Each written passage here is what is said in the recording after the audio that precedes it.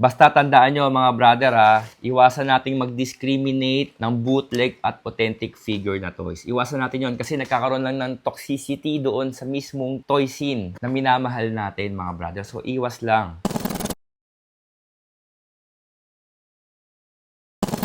Mga brother, anong mas pipiliin nyo? Bootleg na laruan o authentic na laruan? At bakit? Champion! Pag-usapan muna natin mga brother kung ano nga ba yung bootleg at ano yung authentic. Ito ang sample ng bootleg mga brother.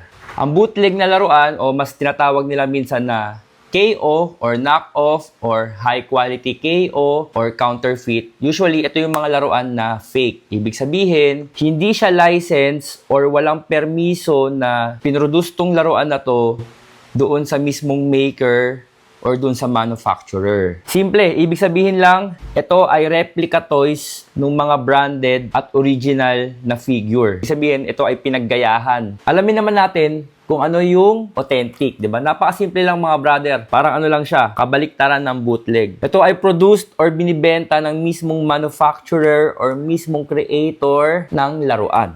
Okay mga brother, para mas madaling intindihin, i-compare na lang natin yung bootleg at authentic figure na meron tayo dito sa Jonathan's Toy Store. Magkaibang character sila, pero same ng itsura ng card. Same line, same size, at same ng pinanggalingan ng movie. So, parehas to Star Wars, mga brother.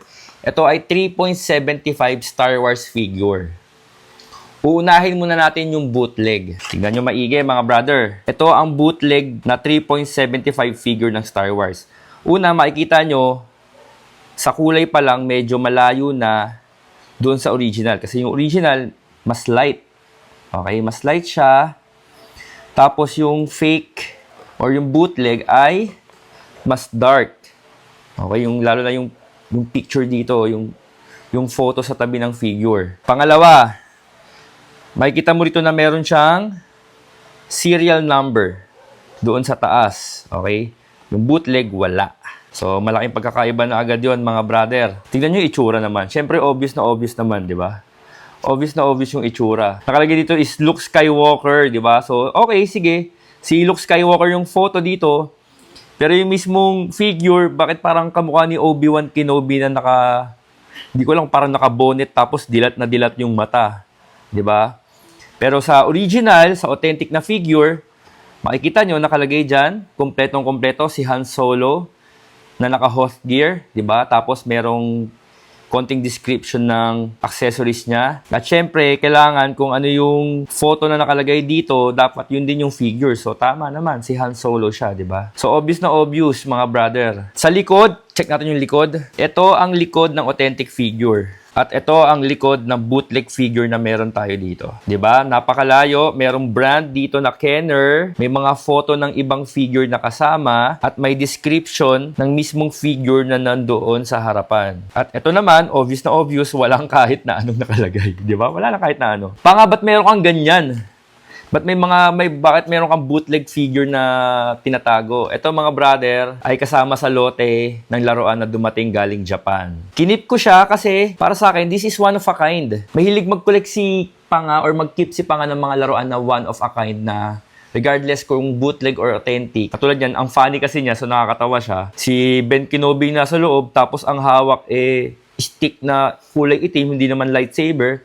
Yung picture sa labas is si Luke Skywalker. So para sa akin, isa to sa mga figure na kakaiba, at the same time, medyo mahirap hanapin sa kung saan man dako ng mundo. So kinikip ko siya. So ayun yung pagkakaiba ng authentic at bootleg mga brother. Pag-usapan naman natin yung pros and cons ng bootleg at ng mga authentic figures. Di ba? Champion! Ito mga brother, mga bootleg figures. Ano ba yung pros nito? Meron tayong Luffy na grandista na bootleg. Una mga brother, affordability. Ang bootleg, compare sa authentic figures, ito ay mas mura. Mas mura sila ng market value. Hindi na natin kailangang ipaliwanag yon, pero yun ang katotohanan. Mas mura ang bootleg sa authentic figures. Pangalawa, availability. Bakit availability pa nga? Mga brother, compare sa authentic, ang mga bootleg, mas maraming quantity ang pinuproduce ng mga ganito. Bakit? Kasi mas mura ang production cost ng mga bootleg compare sa authentic figures. Pangatlo, unique variations. Ibig sabihin, kadalasan mga brother, ang bootleg, mas marami siyang variants compare doon sa authentic figures. Bakit? Siyempre, yung mga gumagawa ng bootleg, meron silang freedom na, gusto ko gumawa ng ganitong kulay, gusto ko gumawa ng ganitong kulay, gusto ko gumawa ng ganitong itsura. Kadalasan, ganun ang nangyayari. Mas maraming variants ng figure ang bootleg sa authentic. Ano naman yung cons ng mga bootleg, mga brother? Unang-una, ito yung pinaka-obvious, poor quality. Kanina, pinakita ko sa inyo yung dalawang Star Wars figure, kung ano yung pagkakaiba ng itsura nila. Kadalasan, mga brother, ang bootleg figures ay hindi matibay, madaling masira, tas kadalasan ng mga kulay ay hindi ganun kaganda. So, minsan mapapansin nyo ang mga bootleg ay mapuputla, hindi matingkad ang kulay, or parang tinipid yung quality sa materyales, medyo madaling maputol, madaling mabasag. So, ganun ang mga bootleg, mga brother. Pangalawa, lack of warranty and support. Compare sa mga authentic figures, lalo na kapag bumili kayo sa mga licensed store or sa mga bigating tindahan ng laruan, meron silang ino-offer na warranty. Sa mga bootleg kasi walang ganon, mga brother. Kapag binili nyo, binayaran nyo, bahala na kayo sa buhay nyo. So, ganun lang kasimple yun. Pangatlo, mga brother, legal issues. Yun ang problema sa mga bootleg, di ba? Syempre, alam naman nating lahat na ang pagbebenta ng peke o hindi authentic ay bawal sa batas. Okay, so medyo magkakaroon ng problema sa copyright infringement or sa intellectual property issue. Ibig sabihin, pwedeng kasuhan ang mga nagbebenta ng bootleg at bumibili ng bootleg. Simpleng bagay. Yun. So, ingat lang mga brother. Ngayon, pag-usapan naman natin yung pros and cons ng authentic figure. Champion! Ano nga ba ang pros ng authentic figure? Unang-una sa lahat, mga brother, high quality. Ibig sabihin, maganda ang pagkakagawa kasi merong quality control na nangyayari doon sa mismong factory ng mga authentic figures. Kapag mali or may defect, hindi nila sinasama sa production or sa pagbebenta. Usually, ang mga authentic figures, maganda ang kulay, matingkad. Kung articulated ang figure, maganda ang joints, mga brother. Very, very tight ang joints. So, may isang marinig nyo pa yung crispy na tunog kapag ginagalaw nyo yung mga braso, yung mga legs. Pagdating sa mga statue, kadalasan ng mga statue figure na authentic, gayang-gaya yung kulay ng mismong artista, yung itsura, yung figure, yung kulay sa mismong movie, gayang-gaya. Ganun ang itsura ng authentic figure, mga brother. Pangalawa, kabaliktaran ng bootleg, merong warranty at support service ang mga authentic. Katulad ng sinabi ko kanina, in case na magkaroon ng problem yung mga authentic figures nyo, pwede nyo ibalik sa mga binilhan nyo, tapos pwedeng ipagawa or palitan or i-refund. Pangatlo, legal compliances. Ano bang ibig sabihin nito? Siyempre, ang pagbibili o ang pagbebenta ng authentic figures ay nagpapa-healthy sa toy scene, mga brothers, sa toy community. Tsaka siyempre, pagpapakita rito ng support doon sa mismong manufacturer at creator ng laruan.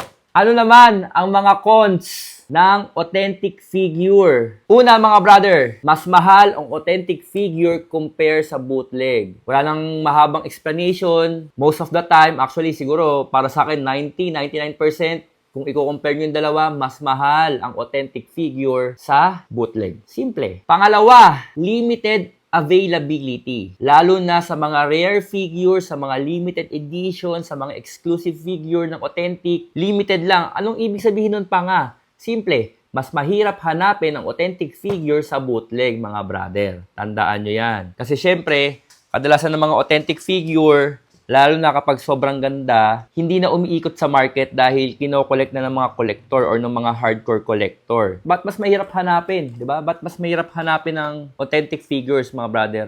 Compare kasi sa bootleg, katulad ng sinabi ko kanina, ang bootleg madaling hanapin dahil maraming quantity ang ginagawa. Usually kasi ang mga authentic figures, kahit na hindi rare, kahit na hindi limited edition, kahit na hindi exclusive, kapag once na nag-produce sila ng ganitong klaseng figure, kadalasan wala nang reissue, mga brother. Kumbaga kahit mataas ang demand, hindi na nagre-reissue yung mismong manufacturer. So isang factor din yan. Pangatlo, price inflation, mga kapatid. Usually ang mga authentic figures, tumataas ang presyo. So, nagmamahal siya compare sa SRP. Bakit ganun ang nangyayari? Uulitin ko lang mga brother. Rarity, minsan exclusive, minsan numbered siya, limited edition lang. So, ibig sabihin, tumataas ang presyo ng laruan sa secondary market. Kunyari, binili sa mall ng SRP. Kunyari, binili ng 1,000 pesos. After a few months, wala nang issue nun. Konti na lang nagbebenta sa secondary market. Yung ibang seller, tinataasan na nila yung presyo dahil nga mahirap hanapin. At the same time, mataas ang demand pero mababa ang supply. Champion! Ayun mga brother,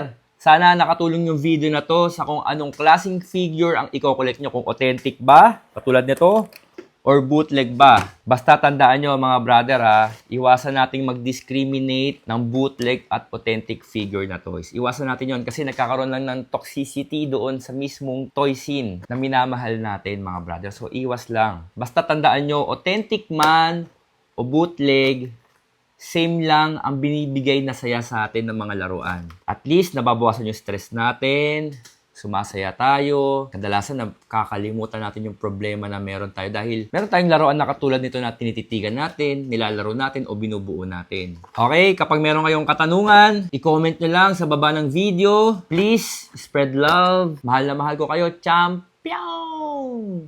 Mwah!